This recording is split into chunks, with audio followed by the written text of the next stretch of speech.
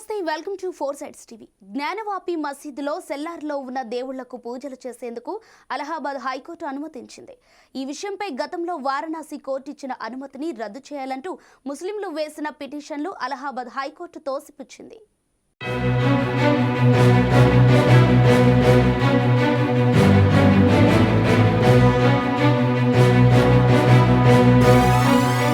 వ్యాస్ తెహ్ఖానాలో హిందువుల ప్రార్థనలు కొనసాగుతాయని జస్టిస్ రోమిత్ రంజన్ అగర్వాల్ తెలిపారు. మసీదు కమిటీ వేసిన పిటిషన్ను ఆయన తిరస్కరించారు. వ్యాస్ తెహ్ఖాన్ సెల్లార్లో హిందువులు పూజలు చేసుకునేందుకు గత నెలలో వారణాసి కోర్టు అనుమతి ఇచ్చిన విషయం తెలిసిందే. శైలేంద్ర కుమార్ పాఠక్ వేసిన పిటిషన్ ఆధారంగా గతంలో వారణాసి జిల్లా కోర్టు ఆదేశాలిచ్చింది. తన తాతయ్య సోమనాథ్ వ్యాస్ 1993 డిసెంబర్ వరకు జ్ఞానవాపి మసీదు సెల్లార్లో పూజలు చేశారని ఆయన తన పిటిషన్లో తెలిపారు. వారసత్వంగా పూజారిగా తనను తెహ్ఖానాకు వెళ్లి పూజలు చేసుకునే అవకాశం కల్పించాలంటూ శైలేంద్ర తన పిటిషన్లో కోరారు. కాశీ విశ్వనాథుడి ఆలయ పరిసరాల్లో ఉన్న జ్ఞానవాపి మసీదులో మొత్తం 4 సెల్లార్లు ఉన్నాయి. అందులో ఒక సెల్లార్ ఇంకా వ్యాస్ ఫ్యామిలీ వద్దే ఉన్నట్లు తెలుస్తోంది.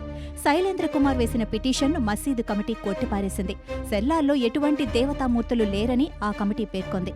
అందుకే 1993 వరకు అక్కడ ఎటువంటి పూజలు కూడా జరగలేదని మసీదు కమిటీ తెలిపింది. ఈ కేసులో వారణాసి జిల్లా కోర్టు ఆదేశాలకు వ్యతిరేకంగా మసీదు కమిటీ సుప్రీంని ఆశ్రయించింది. అయితే ఈ కేసులో సుప్రీంకోర్టు ఆ పిటిషన్ను తిరస్కరిస్తూ హైకోర్టును ఆశ్రయించాలని కోరింది. ఫిబ్రవరి 15వ తేదీన ఇరు వర్గాల వాదనలు విన్న అలహాబాద్ హైకోర్టు తీర్పును రిజర్వులో పెట్టింది.